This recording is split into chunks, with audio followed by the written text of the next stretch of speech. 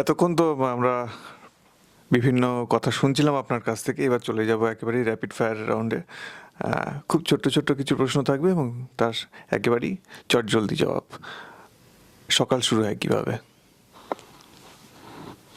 সকাল শুরু হয় খুব সুন্দর একটা দিন শুরু করার স্বপ্ন নিয়ে। আগের দিনের ক্লান্তি, আগের দিনের যন্ত্রণা সব দূর হয়ে গেছে। নতুন একটা সকাল, আমাকে দোকানটা খুলতে হবে। খুলে দোকানের সামনেটা ঝাঁট দিয়ে পরিষ্কার পরিচ্ছন্ন করে আমাকে খাতাটা বের করে লিখতে বসতে হবে। এই ভাবনা থেকেই সকালটা শুরু হয়। প্রিয় বই, প্রিয় লেখক? প্রিয় বই হচ্ছে উদ্ধারণপুরের ঘাট, অবধূতের লেখা। আরও অজস্র প্রিয় বই আছে, আপাতত প্রিয় বই বলতে এক নম্বরে এই বইটাই আমি বলবো, এই বইটার কথা। আর প্রিয় লেখক ম্যাক্সিম গর্কি, রাশিয়ান লেখক ম্যাক্সিম গর্কি। তার পৃথিবীর পাঠশালায়, আমার ছেলেবেলা, পৃথিবীর পথে, তিনটি বই একসময় আমাকে ভীষণভাবে নাড়া দিয়েছিল। এখানে একটা ইতিহাস আছে, ওই বইগুলোই কিন্তু আমি আমার স্কুল জীবনে পড়েছিলাম। কিন্তু বইটাই যখন আমি 2013-14 দিকে পড়ছি, তখন ওই বইগুলোই কিন্তু আমার বেঁচে থাকার অবলম্বন হয়ে গেল। আমার যেন মনে হলো ম্যাক্সিম গর্কি আমাকে বলছে, তুমি কোন মানুষকে দেখে হতাশ হচ্ছ, তুমি কোন সমাজকে দেখে হতাশ হচ্ছ, এই দেখো আমি ম্যাক্সিম। আমি তো কবেই বলেছি, ম্যাক্সিম গর্কি তার জীবন আমাকে কিন্তু ওই যে একটা হতাশা, একটা ডিপ্রেশন আমার মধ্যে আসছিল, এদিকে মাস্টার ডিগ্রি কমপ্লিট করে ফেললাম, চাকরি পাচ্ছি না, সেই পান দোকানে বসে থাকতে হচ্ছে, একের পর এক লেখা পাঠাচ্ছি বিভিন্ন পত্রিকায়, অনেকেই প্রকাশ করছে না, সব জায়গায় স্বজন পোষণ, সব জায়গায় দুর্নীতি, যারা চ্যানেলে বসে অন্যের দুর্নীতি নিয়ে আলোচনা করছে তাদের দুর্নীতি, এই সবগুলো যখন চোখে পড়ছে, পরিচিত বিখ্যাত মানুষ যাদেরকে আইকন করে রেখেছিলাম, তাদের বাইরের জীবন, স্টেজের জীবন আর ব্যক্তিগত জীবন যখন ধরা পড়ছে, আমরা পাজেল দিশেহারা। আমি এই সময় পৃথিবীর পথে, পৃথিবীর পাঠশালায়, আমার ছেলেবেলা, ম্যাক্সিম গর্কির লেখা তিনটি বই পড়ি। কেউ যেন আমার ভেতর থেকেই বলে ওঠে, ম্যাক্সিম গর্কি এই তোমার মতোই কিন্তু এই কষ্ট স্বীকার করেছিল, তোমার মতোই এই পৃথিবীটাকে দেখেছিল। ম্যাক্সিম যদি লিখতে পারে, তুমি কেন পারবে না? ম্যাক্সিম গর্কির জন্যই ওই সময়টাই আমার আবার ফিরে দাঁড়ানো। ম্যাক্সিমাম গর্কির প্রতি ওনার ম্যাক্সিমাম শ্রদ্ধা। প্রিয় খাবার? পান্তা ভাত, কাঁচা লঙ্কা পেঁয়াজ দিয়ে। পান খেতে ভালোবাসেন না? না, পান তো কোনো নেশায় আমার প্রিয় না, কিন্তু ওই যে দোকানে, পানের দোকানে বসে থাকতে হয় ঘন্টার পর ঘন্টা, ওই যে ক্লান্তি, একটা জড়তা আসে, ক্লান্তি আসে, বিরক্তি আসে, তার থেকে বের হওয়ার জন্য কখনো কখনো চা খেয়ে নিলাম, এইটাই হচ্ছে আমার নেশা। বাংলা যুগের, বাংলা ফিল্মের ক্ষেত্রে স্বর্ণযুগ যেটাকে বলা হয়, সেই সময় কিন্তু ফিল্মের যে আঙিনা সেটা পুরোপুরি সাহিত্য নির্ভর ছিল।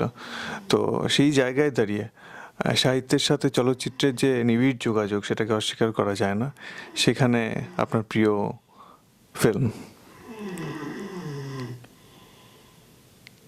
সাহিত্য নির্ভর যদি বলেন,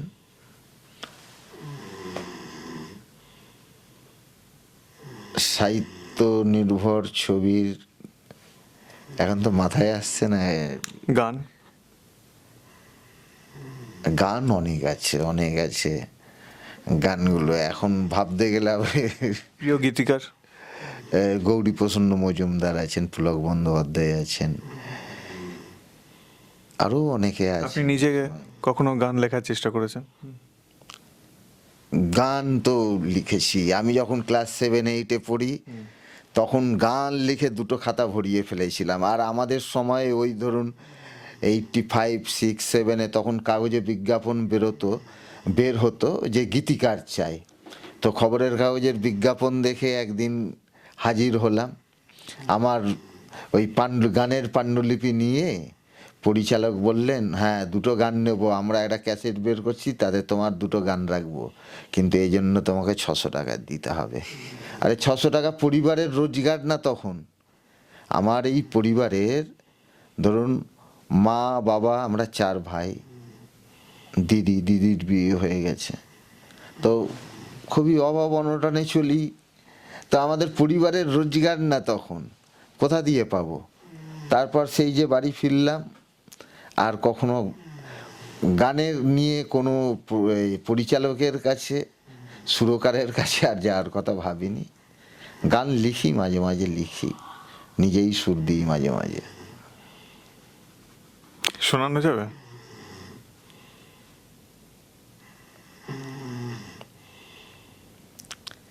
পৃথিবীতে 7 পাগলের মেলা বসেছে, পৃথিবীতে 7 পাগলের মেলা বসেছে, ও যাতা নয় রে সে আনা পাগল, ও যাতা নয় রে সে আনা পাগল।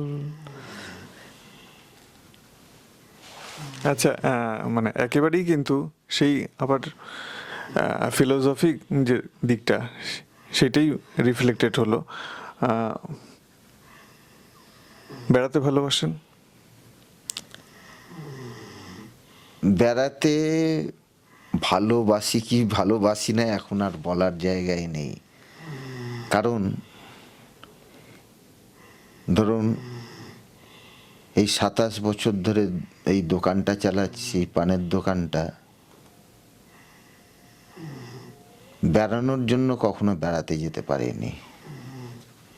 হয়তো বাজার থেকে কেউ পিকনিকে যাচ্ছে, জোর করে নিয়ে গেল, 1বার 2বার গেছি। কারণ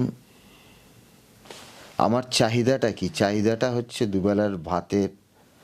দুবেলার ভাতের নিরাপত্তা আনা, মাথার ওপরে একটা ছাদ আনা। সেগুলো করতে করতেই তো অর্ধেক জীবন কেটে গেল। তো যতবারই বেড়ানোর কথা হয়তো ভাবতে গেছি, অন্য একটা ভাবনা এসে বলেছে ওইটা ভেবেই বা কী করবো, আমার কি সেই ক্ষমতা আছে আমি যেতে পারবো? ফলে বেড়াতে ভালোবাসি কি ভালোবাসি না এখন সেই জায়গায় বলার মতো নেই। এতক্ষণ আমাদের সাথে থাকলেন শ্রদ্ধেয় লেখক মাননীয় পিন্টু পোহান। আমাদের স্টার প্রোডাকশনের সাথে তার সম্পর্ক কিন্তু অত্যন্ত নিবিড়, সুনিবিড় বলা যেতে পারে। স্টার প্রোডাকশন অত্যন্ত শ্রদ্ধার সাথে সাহিত্যের অঙ্গনে যেসব মানুষগুলো বাংলা সাহিত্যকে আগামী দিনে দিশা দেখাতে পারেন, মাননীয় পিন্টু পোহান তাদের মধ্যে একজন, এই বিশ্বাস রাখে।